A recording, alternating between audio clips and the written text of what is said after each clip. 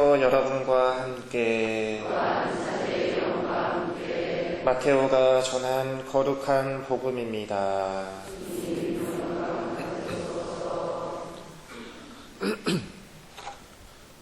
박사들이 돌아간 뒤 꿈에 주님의 천사가 요셉에게 나타나서 말하였다. 일어나 아기와 그 어머니를 데리고 이집트로 피신하여 내가 너에게 일러줄 때까지 거기에 있어라. 헤로데가 아기를 찾아 없애버리려고 한다. 요셉은 일어나 밤에 아기와 그 어머니를 데리고 이집트로 가서 헤로데가 죽을 때까지 거기에 있었다. 주님께서 예언자를 통하여 내가 내 아들을 이집트에서 불러내었다 하신 말씀이 이루어지려고 그리 된 것이다. 헤로데가 죽자 꿈에 주님의 천사가 이집트에 있는 요셉에게 나타나서 말하였다. 일어나 아기와 그 어머니를 데리고 이스라엘 땅으로 가거라. 아기의 목숨을 노리던 자들이 죽었다. 요셉은 일어나 아기와 그 어머니를 데리고 이스라엘 땅으로 들어갔다. 그러나 아르켈라우스가 아버지 헤로데를 이어 유다를 다스린다는 말을 듣고 그곳으로 가기를 두려워하였다. 그러다가 꿈의 지시를 받고 갈릴리아 지방으로 떠나 나자렛이라고 하는 고을로 가서 자리를 잡았다. 이로써 예언자들을 통하여 그는 나자렛 사람이라고 불릴 것이다 하신 말씀이 이루어졌다. 주님의 말씀입니다.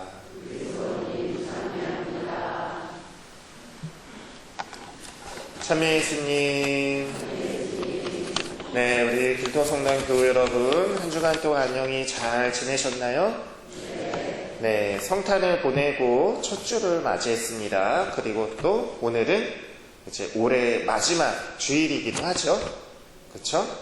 여러분들 올해 안에 이렇게 돌아보면 좋고 행복하고 즐겁고 기뻤던 일이 더 많으셨어요? 아니면 힘들고 고통스럽고 짜증스럽고 이제 다시는 생각하고 싶지 않아, 그런 일들이 더 많으셨어요?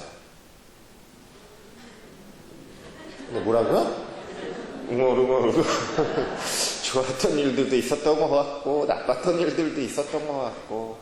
그런데 여러분들 다 하나같이 이제 내년 한 해를 맞이한다는 생각을 해보면 신난다. 내년 한 해를 또 맞이하는구나. 내가 또 한 살을 더 먹는구나. 막 그렇게 막 마냥 기뻐하고 마냥 즐겁고 그러신 분은 아마 별로 많지 않을 것 같아요. 그렇죠? 저도 마찬가지거든요. 저도 내년에는 이제 44살이 돼요. 여러분들이 보시기에는 너무 마냥 부럽고 좋은 시절이고 그래도 아직 멀었다 그렇게 비춰 보이실지 모르겠지만, 저는 예전에 생각해보면 내가 언제 벌써 40이 넘고 42살이 되고 이제 시운도 금방 이겠구나. 죄송합니다 어르신분들. 이런 말씀을 들어서. 근데 그런 생각이 들어요. 우리가 한 해를 마무리하고 또 새로운 한 해를 맞이할 때마다 우리가 그렇게 마음적으로 기쁘기만 하고 즐겁기만 하지 않은 이유는 어쩌면 우리가 하늘을 우러러보는 그런 신앙인이고 그런 인간이기 때문에 그러지 않을까라는 생각도 들어요. 그쵸 여러분?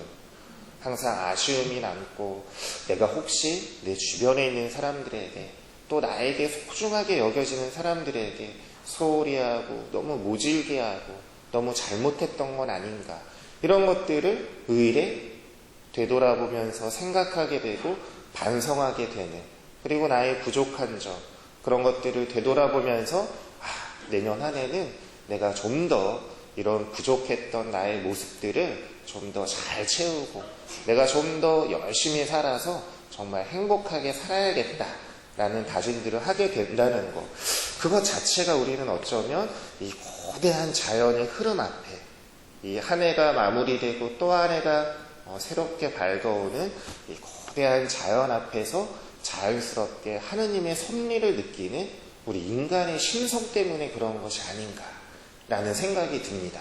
그래요 안 그래요 여러분? 그렇죠. 우리 모두는 하느님의 자녀이기 때문에 하느님께서 만드신 이 세상, 이 소중한 삶, 우리가 정말 기쁘게 살지 못했다면, 우리가 그동안의 삶을 반성하고 또 나의 부족한 모자람들을 또 내려놓으면서 새로운 나로 또 한 해를 시작할 수 있는 그런 마음의 기원들, 바람들을 청할 수 있다는 것 그 자체가 어쩌면 우리는 하느님의 자녀들이기 때문에 그러지 않을까라는 생각을 해보게 됩니다. 아무쪼록 올해 한 해 잘 얼마 남지 않았지만 마무리하시고 내년 한 해는 좀 더 활기차고 좀 더 기쁘고 하느님 뜻 안에서 우리가 더욱 기쁜 은총된 그런 시간들을 보낼 수 있는 그런 한 해를 청하시면서 이 미사 봉헌하실 수 있으면 좋겠습니다. 여러분들 오늘 무슨 날이죠? 네, 그냥 성가정 축일이에요? 앞에 붙잖아요. 예수, 마리아, 요셉, 성가정 축일. 여러분, 성가정 뭔가요? 성가정 그냥 미사 다 잘 나오고 자식들 냉담 안 하고 뭐 이런 게 성가정인가요? 하느님마다 잘 되고 역시 내가 이 신앙을 가져가지고 남편도 아니면 아내도 내 자식들도 다 세례받게 해가지고 그렇게 하니까 하는 일도 잘 되고 뭐 그냥 고통스럽고 막 이런 일도 없고 막 일사천리로 막 너무너무 그냥 그런 가정 있으신 분들 계세요 혹시? 비결이 뭔지 저도 궁금하네요. 만약에 계시다면 아마 그렇지는 않을 거예요. 그렇죠? 성가정을 이룬다는 것은 하는 일마다 내가 믿음을 가져서 우리 가정이 늘 태평 아니하고 늘 좋은 일만 생기고 막 그런 것만이 성가정이라고 말할 수는 없겠죠. 물론 그런 가정들도 있을 수 있겠지만 시련과 역경이 따르겠지만 그래도 우리가 하느님에 대한 끈을 놓지 않고 언제나 늘 주님께서 우리 가정을 우리를 축복해 주시고 우리를 이끌어 주시기를 늘 바라는 그런 마음으로 주님의 뜻에 내어 맡기는 그런 가정이 성가정이라고 볼 수 있을까요? 없을까요?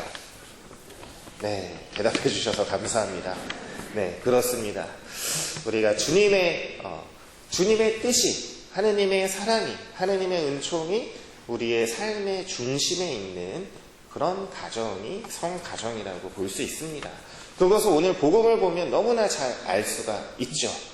그러나 대부분의 많은 가정들을 보면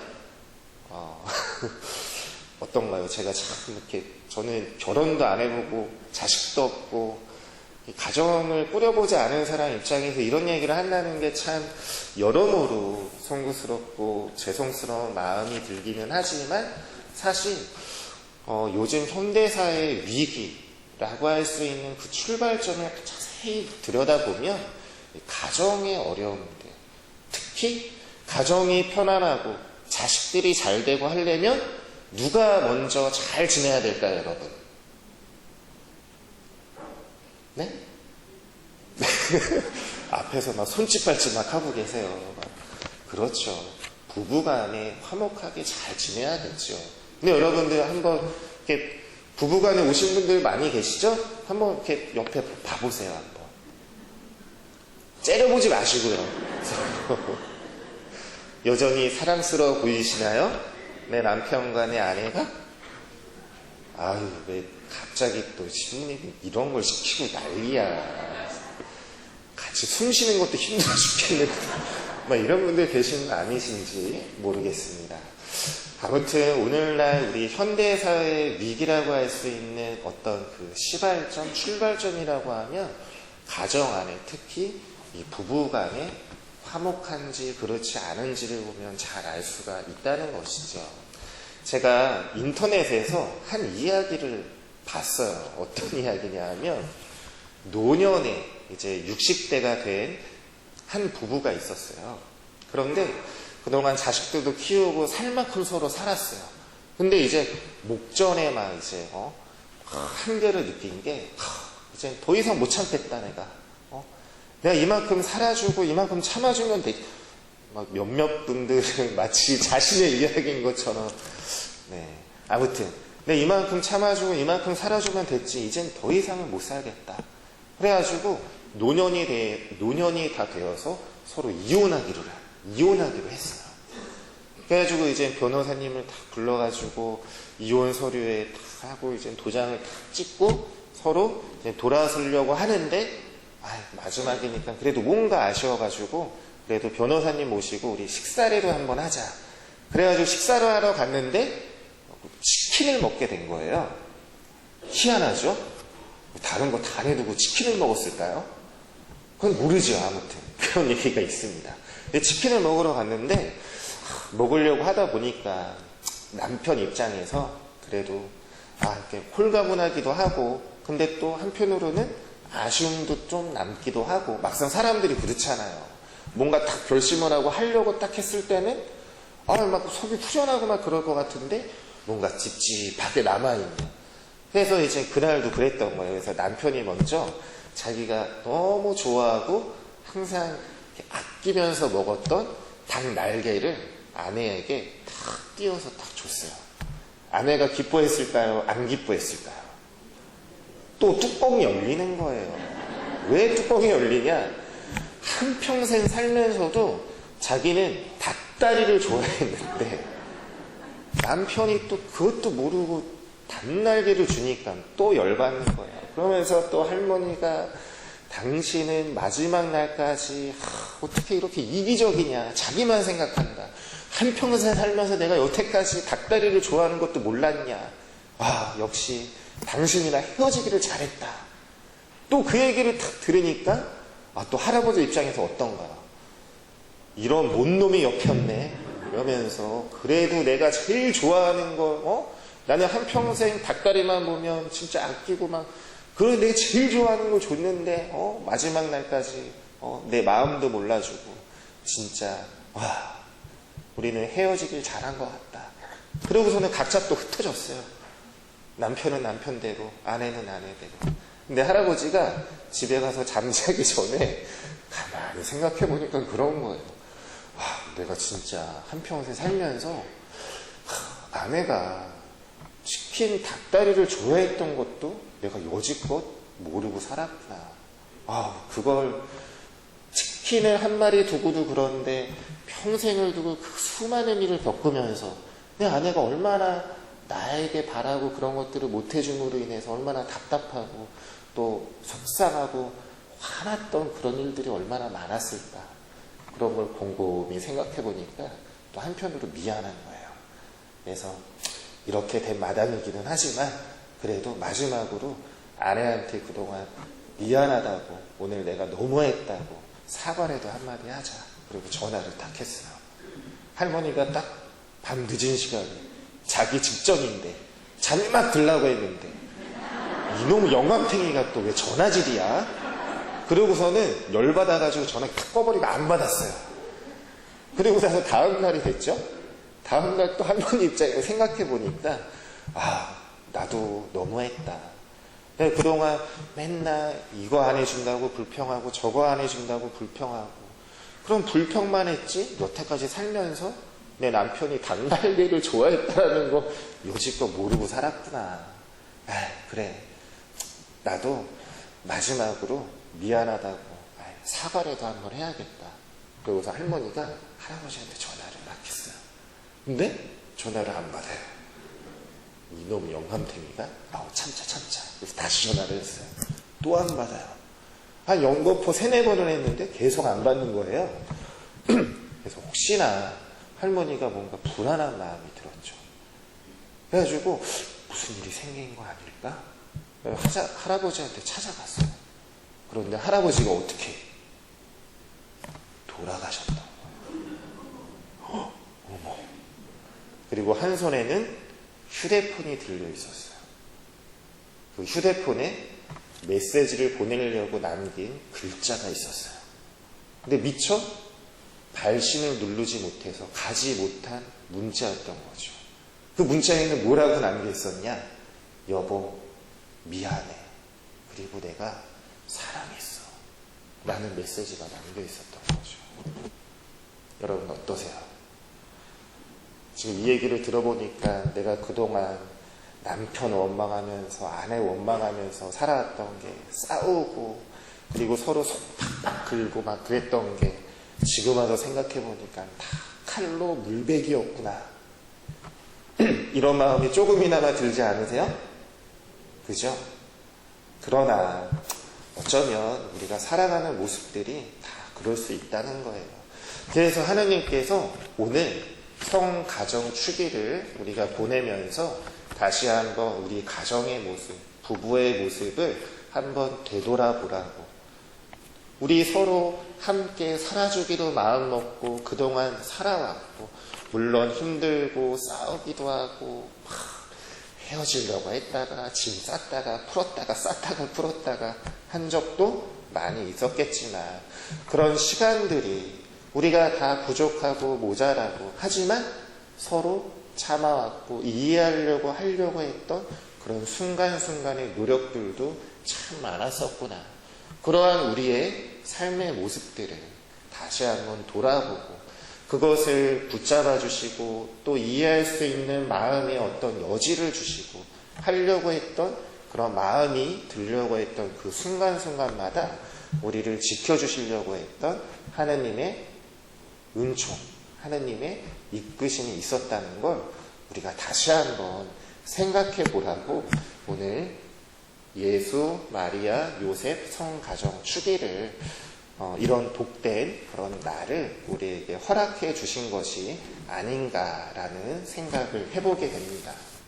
제가 앞서서 강론을 시작하면서 성가정이라고 하는 것이 모든 일이 다 잘 되고 모든 고통들이 다 비껴가고 하는 것마다 다 잘 되는 그런 가정이 성가정이라고 하지는 않았죠. 그렇죠?